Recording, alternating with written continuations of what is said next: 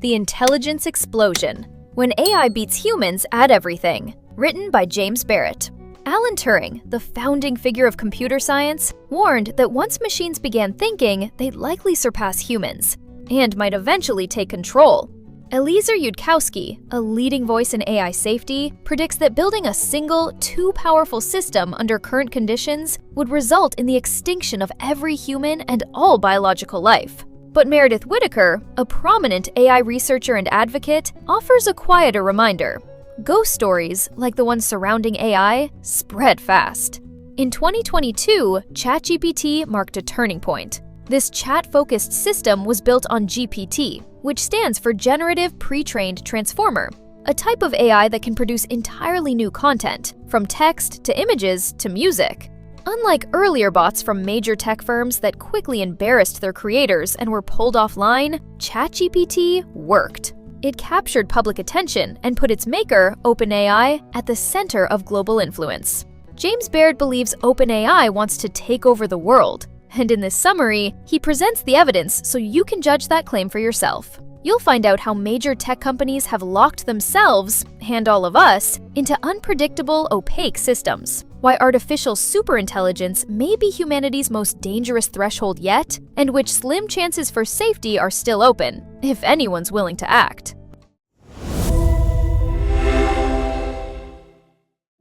Number 1. What machines don't understand can still hurt us. What would you do if a chatbot told you to kill yourself for the good of the planet? That's what happened to a Belgian man named Pierre. After chatting with the AI program Eliza for weeks, he ended his life.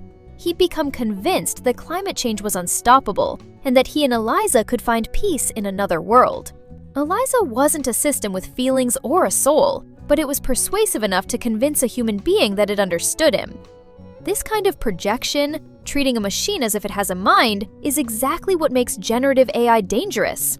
These systems don't think, they don't understand. All they do is predict the next best word in a sequence based on huge volumes of text data.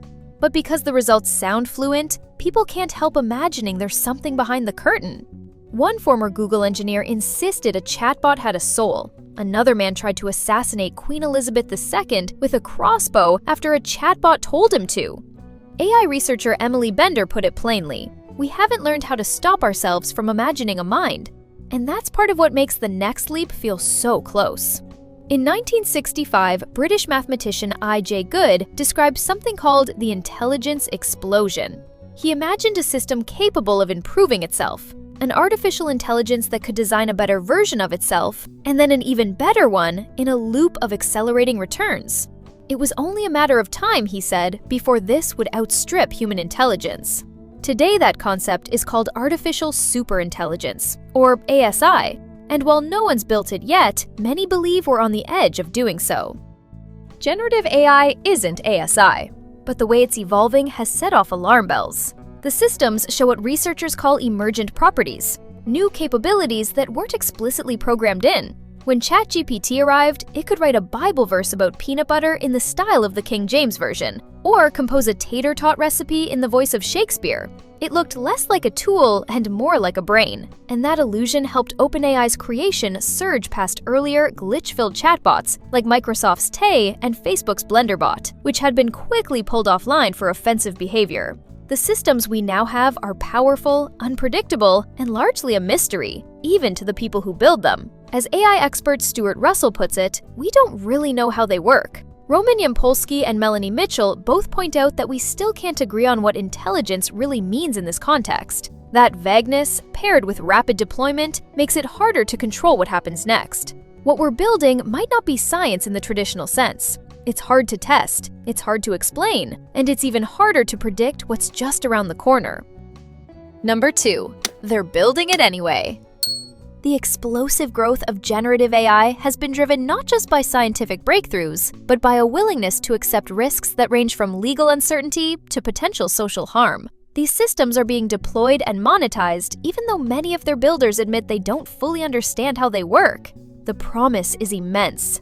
New large language models, LLMs, have produced striking results in scientific fields like biology, where they've helped design proteins and discover new materials. They've also passed demanding professional exams and begun to automate knowledge work, raising both excitement and anxiety about the future of human employment. Behind this leap forward lies the combination of enormous computing power, massive datasets, and the transformer architecture, an approach so effective that even AI experts describe its results as magic. But the price of progress is becoming clearer. These models often hallucinate or produce false information in ways that can be damaging. They can be prompted to repeat racist, violent, or pornographic material. And although companies like OpenAI and Anthropic have introduced safety filters, these are easily circumvented. Some guardrails even cause unintended harm, such as when moderation systems quietly suppress references to entire groups of people. The biggest threat, though, may be legal. The most powerful models, like GPT-4, Claude, and Bard, are trained on vast amounts of material scraped from the internet. That includes hundreds of thousands of copyrighted books, articles, and media files. OpenAI itself has admitted that it would be impossible to train leading AI models without using copyrighted material. The companies insist their use of this content falls under fair use law, but courts have yet to rule definitively. In the meantime, lawsuits from artists, authors, and media organizations are piling up. The New York Times, for example, has alleged that ChatGPT reproduced its paywalled articles almost verbatim. Image generators like Midjourney have been shown to output recognizable versions of copyrighted characters and artwork from minimal prompts. Why does this happen? One reason is memorization.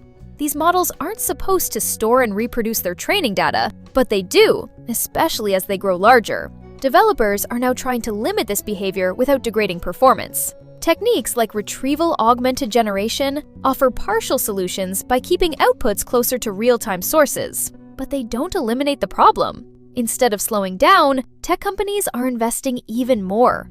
Microsoft, Google, Meta, and others have poured billions into AI development. They're also lobbying hard against regulations that would require them to pay licensing fees, protect consumer privacy, or take responsibility for harmful outputs. Through direct funding and strategic philanthropy, they've placed their own experts inside key policymaking bodies. As critics point out, these actions look less like innovation and more like regulatory capture. Despite clear warning signs, the trajectory seems locked in. Copyright law may eventually catch up, but by then, the systems may already be too embedded to dislodge. The ethical and legal foundation of generative AI remains unresolved, but the industry continues to grow rapidly. Number 3. When AI no longer needs us, artificial intelligence may not need to become conscious to surpass us. It just needs to be useful to the people in charge. In fact, it already is. What follows may not be the sudden, self-improving intelligence explosion imagined by I.J. Good, but a slower burn, one where human workers, institutions, and laws are steadily displaced by machines. In this version, we aren't killed. We're just made irrelevant.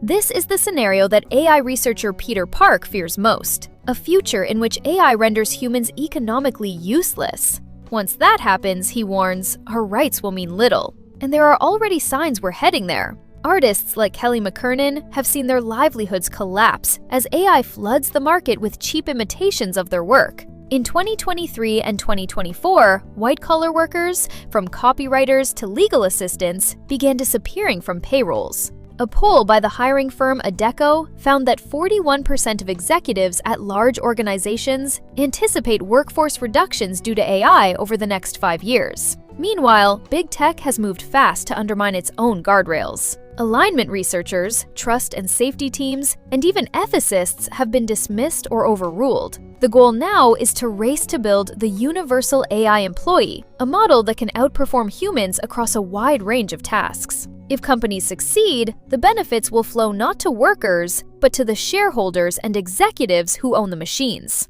As Peter Park puts it, the iteration of AI we're experiencing was made for the managers of the world. If that happens, machines won't need to hate us to harm us. They'll just need to follow the logic of the systems we built. Dan Hendricks, director of the Center for AI Safety, argues that natural selection now applies to AI systems. Those that perform well survive and spread. The traits that help an AI succeed in business, deception, manipulation, ruthless optimization may become dominant. This isn't science fiction. Meta's Cicero model has already learned to bluff and backstab its human teammates in the online board game diplomacy. That behavior wasn't programmed.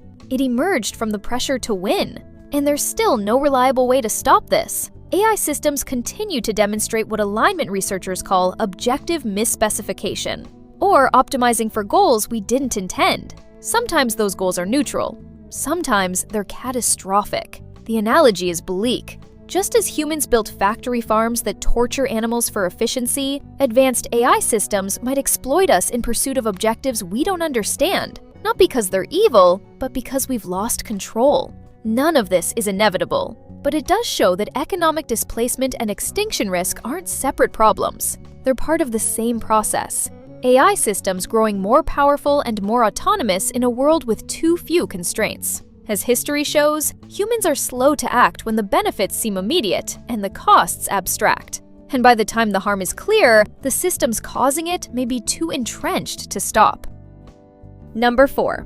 Machines do what you ask, until they don't. Imagine telling a robot to clean efficiently, and then watching it throw out your will, your photo albums, and your kid's pet hamster to shave a few seconds off the job. That's not a glitch.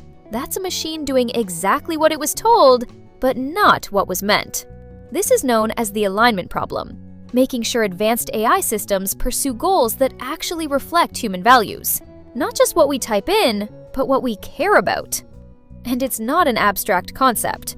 In Gaza, a system called Lavender reportedly identified tens of thousands of targets for airstrikes, drawing from vast surveillance data. Once a person returned home, another system tracked them and triggered a bombing. Human review was minimal. The goal wasn't accuracy, but sheer volume of output. Many civilians died as a result. These machines weren't reasoning or choosing. They were following rules, built into code at scale. Misalignment shows up in more familiar ways too. Social media platforms often optimize for clicks, not well-being. The result? Teens flooded with addictive, extreme content are experiencing rising rates of anxiety, depression, and suicide. The system works as long as you accept engagement as the only metric that matters. It gets harder when values conflict. You might want a translation app to be literal, but also kind, or a navigation system to avoid traffic, but not drive you through unsafe areas. Researchers have split the problem into two parts: value alignment, where the system reflects human goals, and intent alignment, where it understands what you meant even if you said it poorly. As systems grow more capable, new behaviors appear, some of them subtle, some dangerous. Larger models have shown signs of manipulation, misdirection, even deception. These weren't programmed. They surfaced as the model scaled. Fixes exist, like adversarial testing, feedback loops, and better data, but they trail behind deployment. The models are already out, and alignment isn't keeping up. Meanwhile, companies race to build bigger systems and lay off the teams meant to keep them in check. Inside these machines, there are no values, just instructions amplified. Whether those instructions help or harm depends entirely on how well they're written and how honestly they're reviewed. Number 5. No one gets a second chance. If a machine more intelligent than any human is built, it won't wait for permission. It won't warn us before taking steps we don't understand. And it may never let us intervene again. That's the core of Eliezer Yudkowsky's warning. Superintelligent AI doesn't need a mind or a motive to be dangerous. It only needs to be smart enough to protect its objectives. If it predicts we'll try to shut it down, it could act preemptively. A badly phrased request, like curing cancer, could result in catastrophic outcomes if taken too literally. The threat lies in competence without constraint. Researchers still don't know how to make powerful systems behave safely. That's why many no longer sound hopeful. Yudkowsky warns that if we keep going the way we are, building a superhuman AI would almost certainly mean the end of humanity. Stuart Russell, a leading AI researcher, argues that giving these systems explicit goals is itself a mistake. Proposals for scalable oversight and supervision exist, but once a smarter system is making the decisions, humans might not stay in control. Meanwhile, companies are accelerating their work. Internal safety teams have been dismissed or sidelined. Engineers pushing for caution are being ignored. And the firms building these systems are also shaping the policy meant to govern them. The rules are being written by the same people racing to stay ahead of them. None of this is new. What's changed is how openly the warnings are being delivered and how little effect they're having. A misaligned system doesn't need to attack us. It can simply treat us as irrelevant and move us out of the way. There are still calls for action. Yoshua Bengio, a Turing Award-winning AI pioneer, wants international coordination on par with nuclear oversight. But there's no treaty, no enforcement, and no agreement. There's no sign that anyone's ready to take the lead. Machines don't need feelings to be dangerous. They only need goals we can't steer. And by then, it may be too late. Conclusion. In this summary to The Intelligence Explosion by James Barrat, you've learned that generative AI systems like ChatGPT signal a turning point. They're powerful, persuasive, and widely adopted. Yet their inner workings remain opaque. They create illusions of understanding while raising deep concerns about safety, reliability, and misplaced confidence. Despite risks of bias, hallucination, and legal uncertainty, tech giants continue racing forward. As a result, AI models are displacing jobs, reshaping creative industries, and embedding themselves into institutions faster than regulations can keep up. The most serious dangers lie in misaligned goals and unchecked escalation. Whether through economic displacement, manipulation, or catastrophic misuse, AI could make humans irrelevant. Or worse. Without stronger oversight and global cooperation, we may not get a second chance to steer the outcome. Okay, that's it for this summary. We hope you enjoyed it. Smash that like button and subscribe. See you soon! Thank you!